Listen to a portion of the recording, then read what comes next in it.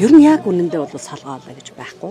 Зүгээр яг нөгөө багаасаа хөгжүүлээгүй. Хүмүүс нөгөө ингэж байдаг байхгүй. Багшаа би таныг амар зовоох гэдэг шиг байна. Яг үнэндээ би дуулцсармаар байна. Гэхдээ би яргүй хинзэлсэн янзган хараа ямархан сэтгэл мартах юм бэ яргүй хинзэлсэн янзган хараа ямархан сэтгэл мартах юм бэ.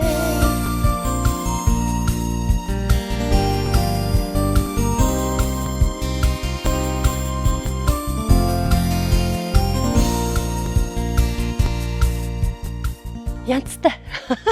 Тэгээ юу штэ манай нөгөө суугал байсан нутгаа муулгач одоо хайшаа. Гэхдээ нөгөө яа харахгүй очиод хичнээн одоо гоё ногоон байгууламжтай байлаач гэсэн манай мод шиг манай одоо гоё зүлэг шиг ногоо шиг мод шиг үнэртдэггүй те.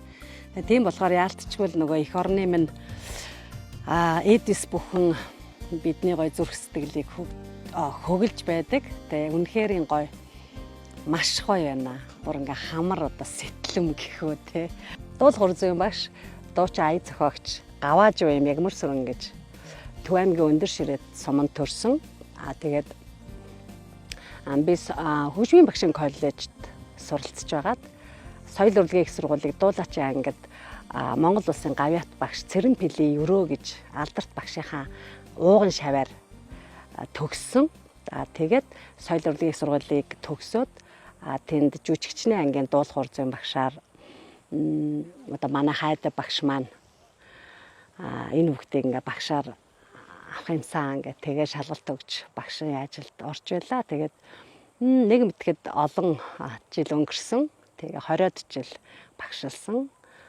Би бол жүжигчин Бархуу, Хулан, Маскын гэрлээ, одоо манай Луя бас олон одоо тийм ард түмнийхээ сэтгэл зүрхэнд хүрч дуулдаг ийм одоо бас олон сайхан шавнартай Хатанбаатар гээд бас сүүлийн одоо миний шавнар дуулж эхэлж байгаа бас уран бүтээлээ жүжиглэн бас давхар дуулдаг юм уран бүтээл шавнар бол олон байгаа.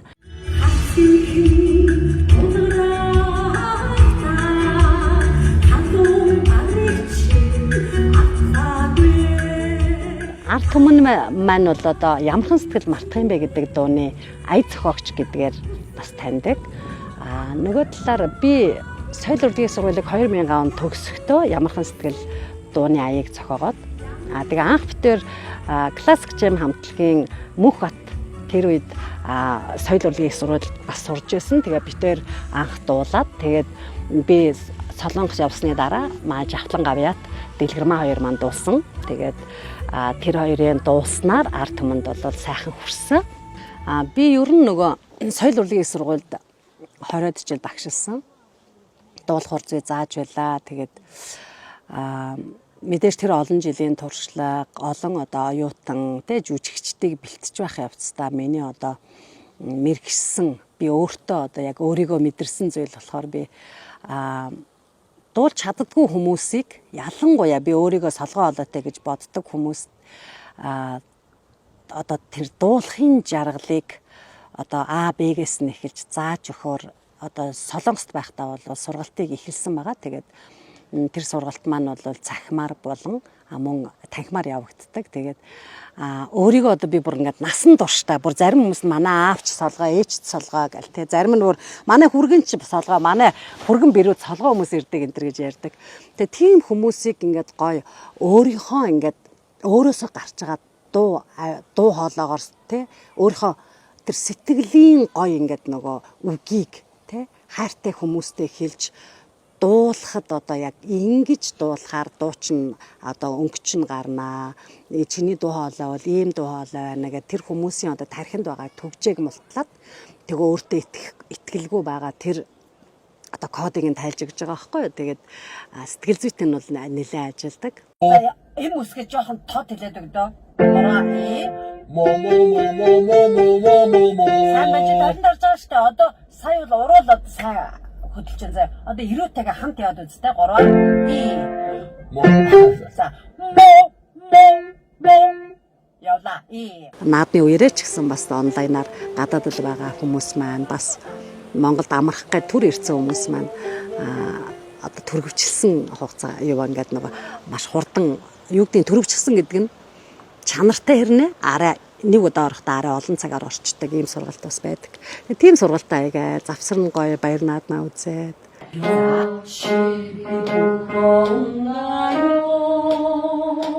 친구가 요즘 잘 나가나요? яг ер нь нөгөө нэг өөрийгөө солгоо олоотой гэж боддог байсан. Огт дуулж байгаагүй. Тэгээ Солонгост олон жил болсон. Солонгосчууд нүрэ баг хажаа гэж тэгдэг байхгүй юу. Ингээл баяртай өдөр ер нь ихэвчлэн одоо 7 хоногт бол янз бүр байдаг л да. Тэг хүмүүс караоке руу явдаг. Тэг караокед очихдоо солонгосчууд бол бүжгэлж дуулдаг. А манай монголчууд бол сонсож мэдэрдэг зүрхээрээ. А солонгосчууд бол өөрсдөө ингэж үйлдэж хамт дуулж, хамт бүжгэлдэг. Тэгээд шаман би одоо очиод солонгос хүмүүстэй хамт ингээ караокед орж чадах болсон да баяртай байна гэд. Ер нь яг үнэндээ бол солгоо олоо гэж байхгүй. Зүгээр яг нөгөө багаасаа хөгжүүлээгүй зарим айл эцэг эхчүүд бол чи эрдэм номтой байх хэрэгтэй гэдэг. Одоо юу гэдэг мтэйг болохоор л тийм л байх л та. Дуу хөгжмнөөс хол байлгацсан гэсэн үг. Тэгэхээр нэгсэндээ хөгжүүлээгүй л гэсэн үг. Тэгэхээр ер нь бол хүн өөрөө сэтгэлийн одоо амтэн гэж ярьдаг штэ тий. Яг үнэндээ өөрөө хүн одоо яаж ч эрдэм номтой, боловсралтай, эд баялагтай тий ингээд баян одоо юу гэдгийг өөрийнхөө сансан амжилтанд хүрсэн ч гэсэн хамгийн гол юм болохоор хүн өөрийнхөө одоо дуу хоолойг сонсохдоо хүний эд эсвэ штэ. Бүр ингээ хамгийн аз жаргалыг мэдэрдэг гэж байгаа байхгүй юу. Одоо бид нэр ээжийнхэн дууг сонсохоор жишээлбэл бүүвэн дуу гэж байдаг те. Солонгост ч гэсэн бас яг тиймэрхүү нөгөө хүүхдгийг унтахад бүүвэлдэг тийм дуу байдаг. А тэгээд эрдэмтэд судлаа гаргахдаа хүн ээжийн дуу хоолой, аавын дуу хоолойнд дуртай. Гэхдээ яг ингээд судлаад үзэхээр өөрийнх нь эд эс болохоор өөрөөсөө гарч байгаа дуу хоолойг сонсоход хамгийн аз жаргалыг мэдэрдэг гэж. Тэгэхээр хамгийн их нөгөө аз жаргалын гормонууд ялгарч байдаг те. Тархинд нь бүр ингээд хамгийн их тэр одоо хүний одоо юу гэдгийг тэр хамгийн дээд аз жаргалыг мэдэрчээдэг гэж байгаа байхгүй. Тэгэхээр чин зэрэг дуулна гэдэг ер нь л хүн одоо өөрийнхөө одоо амаар ингэж гоё идэж те, өөрийнхөө гараар хурч, өөрийнхөө хамраар амьсгалах ямар гоё вэ те. Тэрнтэй адилхан өөрийнхөө одоо дуу хоолойг сонсно гэдэг бол үнэхээр хамгийн одоо сайхан таашаал гэх юм уу те. Солгоо хоолой гэж бол байхгүй. А зүгээр арайхан хараахан хөгжүүлж амжаагүй байт юм аа л гэж хэлмээр. Өмнө нь бол ер нь нөгөө дуудуулж үзээгүй. Тий. Багшигаа одоо багш дээр ирээд одоо сар гарan хамтдаа хичээлж байна. Хүмүүс нөгөө ингэж байдаг байхгүй. Багшаа би таныг амар зовоох гэдэг шиг байна. Яг үнэндээ би дуулцсармаар байна. Гэхдээ би ингээ үнэхээр би чаддгүй учраас танд амар хүндрэл үзүүлэх гэдэг шиг байна. Би итгэхгүй байна гэдэг байхгүй. Тэгэхээр би тэгдэггүй. Чи өөрөө өөртөө заах гэж байгаа бол мэдээж итгэхгүй байх чинь зөв. Харин багштаа итгэх юм бол тэгээд тэр одоо миний ганц чаддаг юм штэ. Тэгэхээр одоо би одоо үүнээс өөрөөр юугаар тайлбарлах вэ те? Тэгээ хамгийн гол юм л яг юу л гэдэг л да. Багшийнхаа нөгөө зааж өгж байгааг давтах цаг өөрөө гаргах хэрэгтэй байдаг. Тэгээд хүн ингээд ойлгочоод болчлоо гэж бодоод байдаг байхгүй юу? Би ойлгоцсон юм чинь болох юм байна. Гэтэл яг үнэндээ ойлгосон ч гэсэн биедээ суулгахын тулд одоо ер нь бол нөгөө нэг дадал болгох ёстой. Тэгээ тэр дадлыг бий болгохын тулд дор хаяж 3-7 хоног тэгээ 3 сар болох юм бол бид яг суудаг. Тийм болохоор зэрэг ерөөсөө л нөгөө нэг давтах тэгээ өөрийн болж суутал нь ингээ дахин хийх л их чухал. Тий? Ля ля ля ля ля гэд. Тэгэхээр зарим хүмүүс ля ля ля ля ля ля гэдэг дэшээ доошлоод идэг байхгүй ингээд. Тэр хэлбэлзээд байна гэсэн. Тэгэхээр тэр хэлбэлзэж байгаа зүйлийг л яг хэлбэлцэхгүйгээр яг тэр нэг өнгөн дээр л яг тогтмол яг тэрэн дээр байлгаж чадхаас эхэлж чинь гэсэн. Хамгийн энгийн хэрнээ. Гэхдээ яг үндэ бол бас нэлээд жоохон ярвхтэй байдаг.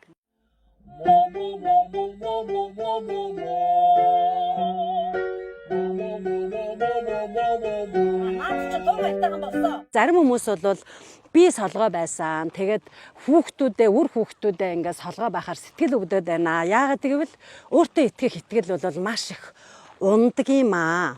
Тийм болохоор зэрэг би ядаж хүүхдээ ингэж гой дуулдаг болгомоор байна гэд.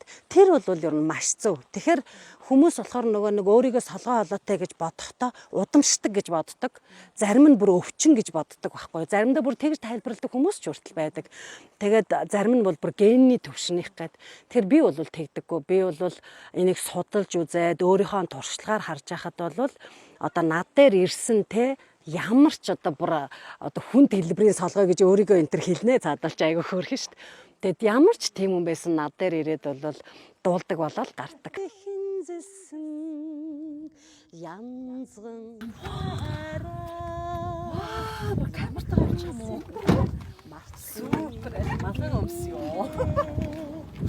Зүрхэн дуяатай хайр гэж дуу байгаа.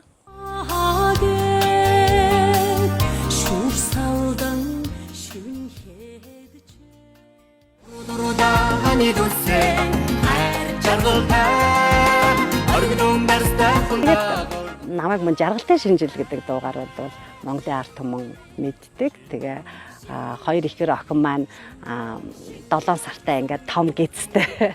Тэгээ жаргалтай шинжилгээд уруулаа нийлүүлсэн хайр жаргалтай оргилуун дарстай хундаа өргөх жаргалтай шинжил шинон шинжил шинон шинжилээ өгцөн бид бүхэн жаргалтай гэд манай ангийн амар жаргал гэдэг дуучин битээр хамт дуулсан.